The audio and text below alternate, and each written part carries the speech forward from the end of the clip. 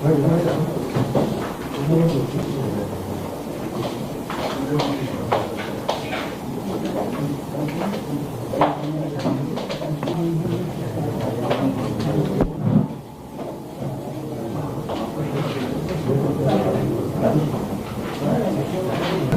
C-CAT ಸಂಸ್ಥೆ ಅಂತ ಒಂದು ಶಿಕ್ಷಣ ಸಂಸ್ಥೆ, ಸಿಕ್ಯಾಟ್ ಶಿಕ್ಷಣ ಸಂಸ್ಥೆ ಅಂತ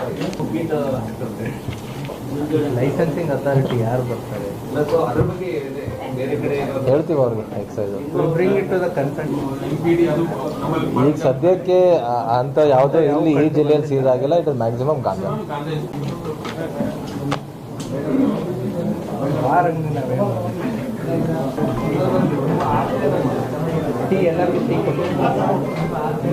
ಕರ್ನಾಟಕ ಸರ್ಕಾರ ಈಗಾಗಲೇ ಕರ್ನಾಟಕ ರಾಜ್ಯವನ್ನು ಮಾದಕ ವಸ್ತು ಮುಕ್ತ ರಾಜ್ಯವನ್ನು ಮಾಡಲು ಈಗಾಗಲೇ ಘೋಷಣೆ ಮಾಡಿದೆ. ಅದರ ಅಡಿಯಲ್ಲಿ ಈಗಾಗಲೇ ಕರ್ನಾಟಕ ರಾಜ್ಯ ಪೊಲೀಸ್ ಸಾಕಷ್ಟು ಕಾರ್ಯಾಚರಣೆಯನ್ನು ಮಾಡಿ ಸಾಕಷ್ಟು ಪ್ರಕರಣಗಳು ಈ ಡ್ರಗ್ ಪೆಡ್ಲರ್ಸ್ಗಳ ಮೇಲೆ ಹಾಗೂ ಕನ್ಸ್ಯೂಮರ್ಸ್ ಮೇಲೆ ಈಗಾಗಲೇ ನಾವು ದಾಖಲು ಮಾಡ್ತಾ ಬಂದಿದ್ದೀವಿ. ಹಾಗೂ ಹೆಚ್ಚಿನ ಪ್ರಮಾಣದಲ್ಲಿ ಡ್ರಗ್ಸ್ ಕೂಡ ನಾವು ಜಪ್ತಿ ಮಾಡಿದ್ದೀವಿ. ಆದರೆ ಈ ಡ್ರಗ್ಸ್ ವಿರೋಧ ಹೋರಾಟ ಏನಿದೆ ಅದನ್ನು ಹಾಗೂ ಈ ಡ್ರಗ್ಗಿನ ಸಮಸ್ಯೆಯನ್ನು ಸಂಪೂರ್ಣವಾಗಿ ನಾವು ನಿಲ್ಲಿಸಬೇಕಾದ್ರೆ ಹಾಗೂ ಇದು ಈ ಒಂದು ಡ್ರಗ್ ಫ್ರೀ ಕರ್ನಾಟಕ ಯೋಜನೆ ಏನಿದೆ ಅದು ಪರಿಣಾಮಕಾರಿಯಾಗಿ ಆಗಬೇಕಾದ್ರೆ ಪೊಲೀಸ್ ಇಲಾಖೆ ಅಲ್ಲದೆ ಸರ್ಕಾರದ ಇನ್ನೂ ಬೇರೆ ಬೇರೆ ಇಲಾಖೆಯವರದ್ದು ಕೂಡ ಇದರಲ್ಲಿ ಪಾತ್ರ ಭಾಳ ಮಹತ್ವದಾಗಿದೆ. ಸೊ ಹಾಗಾಗಿ ಎಲ್ಲ ಸ್ಟೇಕ್ ಹೋಲ್ಡರ್ಸ್ ಈ ಒಂದು ಹೋರಾಟದಲ್ಲಿ ಭಾಗಿಯಾಗುವ ಒಂದು ನಿಟ್ಟಿನಲ್ಲಿ ಕರ್ನಾಟಕ ಸರ್ಕಾರ ಮಾನ್ಯ ಮುಖ್ಯಮಂತ್ರಿ ಹಾಗೂ ಗೃಹ ಸಚಿವರ ಒಂದು ನೇತೃತ್ವದಲ್ಲಿ 2 ಹೊಸ ಕಾರ್ಯಕ್ರಮವನ್ನು ನಾವು ರೂಪಿಸಿದ್ವಿ. ಒಂದು ಆಪರೇಷನ್ ರೈಸ್, ಅದರ ಅರ್ಥ ರೆಫ್ಯೂಸ್, ಇನ್ಫಾರ್ಮ್, ಸಪೋರ್ಟ್ ಹಾಗೂ ಎಂಪವರ್. ಇದರ ಅಡಿಯಲ್ಲಿ ಈಗಾಗಲೇ ನಾನು ಹೇಳಿದ್ದೀನಿ, ಪೊಲೀಸ್ ಇಲಾಖೆ ಅಲ್ಲದೆ ಬೇರೆ ಬೇರೆ ಇಲಾಖೆಯವರು ಕಂದಾಯ, ಸಾರಿಗೆ, ಉನ್ನತ ಶಿಕ್ಷಣ, ವೈದ್ಯಕೀಯ ಶಿಕ್ಷಣ, ಆರೋಗ್ಯ ಹಾಗೂ ಔಷಧಿ ನಿಯಂತ್ರಣ ಇಲಾಖೆ ಎಲ್ಲ ಸ್ಟೇಕ್ ಹೋಲ್ಡರ್ಸ್ ಸೇರಿ ಈ ಒಂದು ಡ್ರಗ್ಗಿನ ಮೆನೆಸ್ ಏನಿದೆ ಇದನ್ನು ಕಂಟ್ರೋಲ್ ಮಾಡೋಕ್ಕೆ ನಾವೆಲ್ಲರೂ ಒಟ್ಟಿಗೆ ಈ ಒಂದು ಹೋರಾಟದಲ್ಲಿ ಭಾಗಿಯಾಗ್ತೀವಿ. ಅದಲ್ಲದೆ ಈಗಾಗಲೇ ನಾವು ಸಾಕಷ್ಟು ನಮ್ಮ ಪ್ರಕರಣದಲ್ಲಿ ನಾವು ನೋಡಿದ್ದೀವಿ, ಈ ಕನ್ಸ್ಯೂಮರ್ಸ್ ಏನಿದ್ದಾರೆ ಅದರಲ್ಲಿ ಹೆಚ್ಚಿನ ಸಂಖ್ಯೆಯಲ್ಲಿ ಯುವಕರು, ವಿದ್ಯಾರ್ಥಿನಿಯರಿದ್ದಾರೆ. ಅವರು ಬೇರೆ ಬೇರೆ ಕಾರಣದಿಂದ ಈ ಡ್ರಗ್ ಸಮಸ್ಯೆಗೆ ಒಳಗಾಗಿರ್ಬೋದು. ಅದು ಪ್ರಭಾವ, ಮಾನಸಿಕ ಒತ್ತಡ, ಮನರಂಜನೆ, ಪಿಯರ್ ಪ್ರೆಷರ್, ಜಸ್ಟ್ ಒಂದು ಕ್ಯೂರಿಯಾಸಿಟಿಯಿಂದ ಕೆಲವರು ತೊಗೊಳ್ತಾರೆ. ಸೊ ಹಾಗಾಗಿ ಈ ಡ್ರಗ್ಸ್ ಕಂಟ್ರೋಲ್ ಮಾಡೋಕ್ಕೆ ಬರೀ ಪೊಲೀಸ್ ಆ್ಯಕ್ಷನ್ ಅಲ್ಲದೆ ಸಾರ್ವಜನಿಕರಲ್ಲಿ ಅವೇರ್ನೆಸ್ಸು ಕೂಡ ನಾವು ಮೂಡಿಸಬೇಕಾಗತ್ತೆ. ಈಗಾಗಲೇ ಅವೇರ್ನೆಸ್ಸನ್ನು ನಾವು ಬೇರೆ ಬೇರೆ ಶಾಲಾ ಕಾಲೇಜ್ಗಳಲ್ಲಿ ಹೋಗಿ ಸಭೆಗಳನ್ನು ನಾವು ಮಾಡಿದ್ದೀವಿ. ಇದನ್ನು ಇನ್ನೂ ಮುಂದಕ್ಕೆ ತಗೊಂಡು ಸೋಷಿಯಲ್ ಮೀಡಿಯಾನ ನಾವು ಬಳಸ್ಕೊಂಡು ಈ ಬೇಡ ಬ್ರೋ ಅಂತ ಒಂದು ಜಾಗೃತಿ ಅಭಿಯಾನನೂ ಕೂಡ ನಾವು ಪ್ರಾರಂಭ ಮಾಡ್ತಾಯಿದ್ವಿ. ಸೊ ಇದರ ಅಡಿಯಲ್ಲಿ ಸಣ್ಣ ವಿಡಿಯೋಸ್, ಶಾರ್ಟ್ ವಿಡಿಯೋಸ್, ಪೋಸ್ಟರ್ಸ್ ಏನು ನಮ್ಮ ಯುವಕರಿಗೆ ಅರ್ಥ ಆಗೋ ರೀತಿಯಲ್ಲಿ ಈ ಡ್ರಗ್ಸಿನ ಸಮಸ್ಯೆ ಏನಿದೆ, ಇದು ತೊಗೊಂಡ್ರೆ ಯಾವ ರೀತಿ ನಮ್ಮ ಫಿಸಿಕಲ್ ಹೆಲ್ತಿಗೆ, ನಮ್ಮ ಮೆಂಟಲ್ ಹೆಲ್ತಿಗೆ ಯಾವ ರೀತಿ ಎಫೆಕ್ಟ್ ಆಗುತ್ತೆ, ಇದನ್ನು ತೊಗೊಂಡ್ರೆ ಯಾವ ರೀತಿ ನೀವು ಈವನ್ ಕ್ರೈಮ್ ಅಪರಾಧ ಲೋಕದಲ್ಲೂ ಕೂಡ ನೀವು ಅದರಲ್ಲಿ ಹೋಗ್ಬೋದು. ಸೊ ಈ ರೀತಿ ಅವ್ರಿಗೆಲ್ಲ ಒಂದು ಅವೇರ್ನೆಸ್ಸನ್ನು ನಾವು ಇಂಥ ಶಾರ್ಟ್ ವಿಡಿಯೋಸ್ ಮೂಲಕ ನಾವು ಮೂಡಿಸ್ತೀವಿ. ಸೊ ಒಟ್ಟಾರೆ ಈ 2 ಕಾರ್ಯಕ್ರಮ ಏನಿದೆ, ಆಪರೇಷನ್ ರೈಸ್ ಮತ್ತು ಬೇಡ ಬ್ರೋ ಏನು ಕಾರ್ಯಕ್ರಮ ಇದೆ, ಇದರಿಂದ ನಮ್ಮ ಯುವಕರನ್ನು ನಾವು ಮಾದಕ ವ್ಯಸನ ವಿರೋಧಿ ರಾಯಭಾರಿಯನ್ನು ಮಾಡಲು ನಾವು ಈ 2 ಕಾರ್ಯಕ್ರಮವನ್ನು ನಾವು ರೂಪಿಸಿದ್ದೀವಿ. ಈ 2 ಕಾರ್ಯಕ್ರಮ 3 ಹಂತದಲ್ಲಿ ರಾಜ್ಯದ ಎಲ್ಲ ಜಿಲ್ಲೆ ಹಾಗೂ ಕಮಿಷನರೇಟ್ ವ್ಯಾಪ್ತಿಯಲ್ಲಿ ಪ್ರಾರಂಭ ಆಗುತ್ತೆ. ಇವತ್ತು ನಾವು ಇಲ್ಲಿ ಬಿಜಾಪುರ ಜಿಲ್ಲೆಯಲ್ಲಿ ನಾವು ಪ್ರಾರಂಭ ಮಾಡ್ತಾಯಿದ್ವಿ. ಸೊ ಇದು ಮೊದಲನೇ ಹಂತದಲ್ಲಿ ಜಿಲ್ಲಾ ಮಟ್ಟದಲ್ಲಿ ಒಂದು ದೊಡ್ಡ ಶಾಲಾ ಕಾಲೇಜಲ್ಲಿ ಒಂದು ಅವೇರ್ನೆಸ್ ಪ್ರೋಗ್ರಾಮ್ ಅದು ಇವತ್ತು ಮಾಡ್ತಾಯಿದ್ದೀವಿ. 2ನೇ ಹಂತದಲ್ಲಿ ಎಲ್ಲ ಠಾಣಾ ಮಟ್ಟದಲ್ಲೂ ಕೂಡ ಇದೇ ರೀತಿ ಅವರವ್ರ ಠಾಣೆಯಲ್ಲಿ ಶಾಲಾ ಕಾಲೇಜುಗಳಿಗೆ ಹೋಗಿ ಅವರು ಕೂಡ ಕಾರ್ಯಕ್ರಮವನ್ನು ಮಾಡ್ತಾರೆ.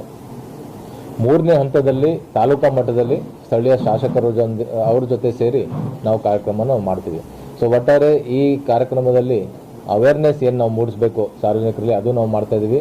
ಅದ್ರ ಜೊತೆಗೆ ನಮಗೆ ಇನ್ಫಾರ್ಮೇಷನ್ ಏನು ಮಾಹಿತಿಯನ್ನು ಬರಬೇಕು ಪಬ್ಲಿಕ್ಕಿಂದ, ಅದು ಯಾಕಂದರೆ ನಾವು ಈ ಸಮಸ್ಯೆಯನ್ನು ಸಂಪೂರ್ಣವಾಗಿ ಕಂಟ್ರೋಲ್ ಮಾಡಬೇಕಾದ್ರೆ ಪಬ್ಲಿಕ್ಕಿಂದ ನಮಗೆ ಸಾಕಷ್ಟು ಒಂದು ಸಹಕಾರ ಬೇಕಾಗತ್ತೆ.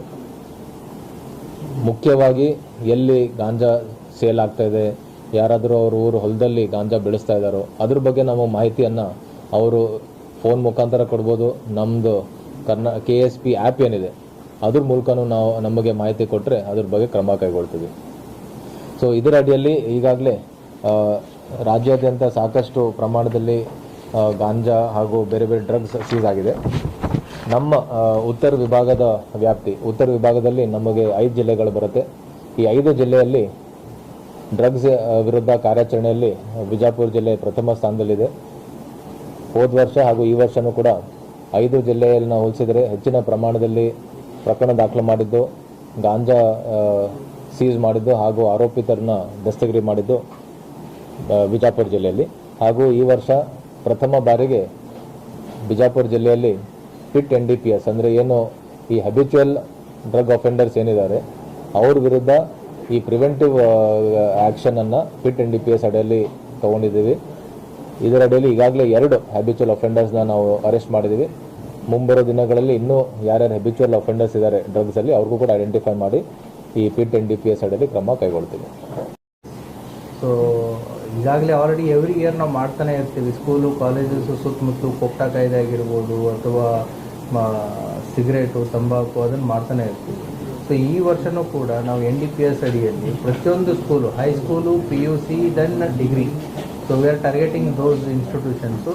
ಮೊದಲನೇ ಹಂತದಲ್ಲಿ ನಾವು ಇವತ್ತು ಒಂದಿತ್ತು ಇದನ್ನು ಕಾರ್ಯಾರಂಭ, ಇವತ್ತಿನ ಕಾರ್ಯಕ್ರಮ. 2ನೇ ಹಂತದಲ್ಲಿ ಎಲ್ಲ ಠಾಣಾ ಮಟ್ಟದಲ್ಲಿ, ಸೊ ಬೀಟ್ ಲೆವೆಲ್ದಲ್ಲಿ ಈ ಕಾರ್ಯಕ್ರಮ ಏನು ಇವತ್ತು ನಡೆಯುತ್ತೆ ಅದು ರೆಪ್ಲಿಕೇಟ್ ಆಗುತ್ತೆ. ಸೊ 3ನೇ ಹಂತದಲ್ಲಿ ಸರ್ ಹೇಳಿದಾಗೆ ಅದು ಶಾಸಕರು ಮತ್ತು ಸಚಿವರ ನೇತೃತ್ವದಲ್ಲಿ 3ನೇ ಹಂತ ತಾಲೂಕಾ ಮಟ್ಟದಲ್ಲಿ ಅದನ್ನು ನಡೆಯುತ್ತೆ. So that is how we are planning. School colleges ಪಕ್ಕ ಆಗಿಲ್ಲ. ನಮ್ಮ ಜಿಲ್ಲೆಯಲ್ಲಿ ಸೋಫಾರ್ ಸಿಕ್ಕಿರೋ ಪ್ರಕರಣಗಳಲ್ಲಿ ಸ್ಕೂಲು ಮತ್ತು ಕಾಲೇಜ್ ಅಕ್ಕಪಕ್ಕ ಆಗಲಿ ಅಥವಾ ಸ್ಟೂಡೆಂಟ್ಸಿಗಾಗಲಿ ಸಿಕ್ಕಿದ್ದು ಬಂದಿಲ್ಲ. It is a more of ಏನು ಅಂತಂತಂದರೆ, ಒಂದು ಅವರ ಹೊಲದಲ್ಲಿ ತೋಟದಲ್ಲಿ ಬೆಳೆದಿದ್ದು, 2ನೇದ್ದು ಮಹಾರಾಷ್ಟ್ರ ಕಡೆಯಿಂದ ನಮಗೆ ಒಣ ಗಾಂಜಾ ಬಂದು ಇಲ್ಲಿಂದ 2nd ಲೈನ್ 3rd ಲೈನು ಮಾರೋರು ಸಿಕ್ಕಿದ್ದಾರೆ. ಯಾರೀಗ ನಾವು ನಾಂದೇಡ್ದಿಂದ ಲಾಸ್ಟ್ ಗೋಲ್ ಗುಂಬಜ್ದಲ್ಲಿ ನಾವು ಇಲ್ಲಿ ಒಬ್ಬರನ್ನೇ ಹಿಡಿದಾಗ ದೆನ್ ಲಿಂಕ್ ಸಿಕ್ಕಿದ್ದು ಹೊರ್ತಿಯಿಂದ ಹಿಡ್ಕೊಂಡಾಗ ಲಿಂಕ್ ಸಿಕ್ಕಿದ್ದು Nanded. That is of the chain link is there. So ಹಾಗಾಗಿ it is a chain link, we have to go for the peddler. Majority ನಮ್ಮದು ಅದು ಏಜ್ ಗ್ರೂಪ್ ಕೆಟಗರೈಸೇಷನ್ ನೋಡಿದ್ರೂ ಕೂಡ ಮೆಜಾರಿಟಿ ನಮ್ಮಲ್ಲಿ ಕಂಡು ಬಂದಿರೋದು ಲೇಬರ್ ಕ್ಲಾಸ್. ಸೊ ಹಾಗಿದ್ದಾರೆ. ಸ್ಟೂಡೆಂಟ್ಸ್ಗೂ ಕೂಡ ನಾವು ಚೆಕ್ ಮಾಡ್ತಾ ಇದ್ದೀವಿ.